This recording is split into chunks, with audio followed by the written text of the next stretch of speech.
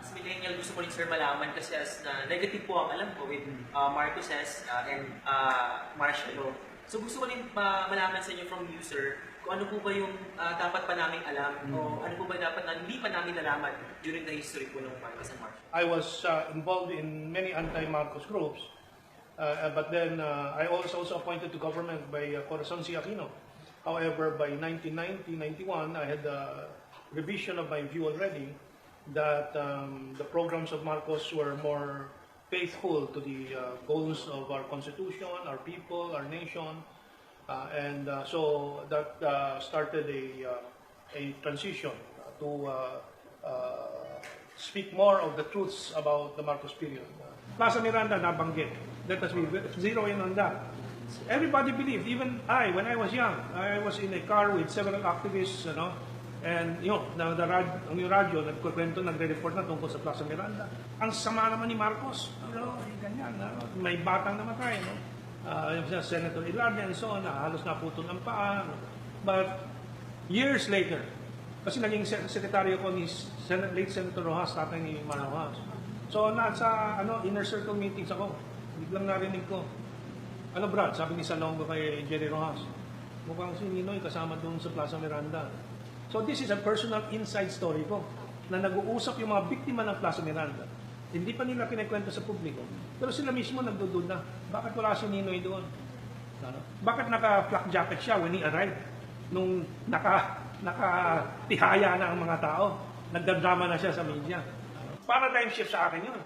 Ganito pala sa loob ng usapan nitong mga oposisyon kay Marcos. Lumalabas nakikita akong totoo. And so, but eventually, Salonga in his book in the 1990s na, mid-1990s, sinabi niya sa libro, sila Joe Masiso na may gawan ito. And it was a very brilliant move. Ang galing talaga. Pero suportado ng mainstream media. Si Marcos yan, si Marcos yan, si Marcos yan. But Plaza Miranda is a very important case.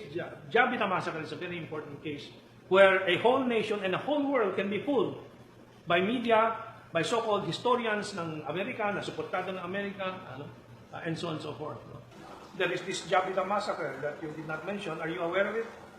Yung sinabi daw si Marcos nagsimula ng programa na pag-organize ng pagsasakop ulit ng Sabah, which is of course legally the Philippines, which he really did, they organized, pero walang massacre.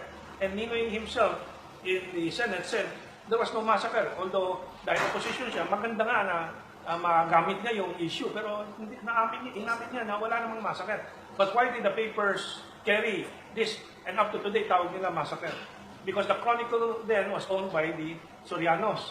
The Herald, I think, was owned by the Lopezes. But anyway, the oligarchs owned the mainstream media, and so on. So, in-encourage ni Marcos yung development of our own industries. At that time, we were producing our own mga tela. We have many textile industries. We were even growing grapes in Ilocos and in Mindanao.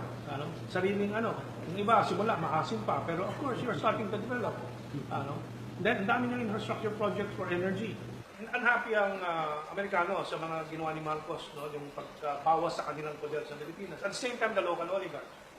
The Lopezes owned Meralco. So, ito naging isang problema ang mga Lopezes din dahil kalaban din ni Marcos sa politika. I wanted to give emphasis on the car manufacturing program kasi ito ang una sa rehiyon, kasi nga yung mga Toyota na nakikita ninyo dito ngayon and so on, ginagawa ng engine block diyan sa Las Piñas. Yung car body sa Mariveles, may Ford stamping plant na malalaking mga press na yung buong body isang bagsak lang, buo na yung body and so on. But what happened after Cory took power? Lahat yan binenta, yung iba sa China. So we were deliberately de-industrialized. Tinanggalan tayo ng kapasidad to produce our own. Pero sir, ano yung lesson after dun sa... The lesson of EDSA Uno is that a nation can be manipulated by media, by disinformation, misinformation. The lesson is some institutions are really controlled by the Western powers. The Catholic Church cannot be denied. Throughout history, the Catholic Church is an instrument of the Western powers, because of the failure of all the promises, 30 years of the Yellows and the anti-Marcos forces. People are taking a second look at Marcos. I took that look much earlier, 1990-91, despite being an official appointed by Cory.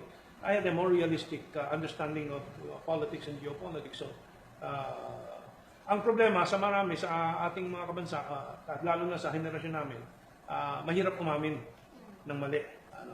And hanggang ngayon, pinaninindigan. Lalo na yung mga may interest, talagang hindi bibigay yan.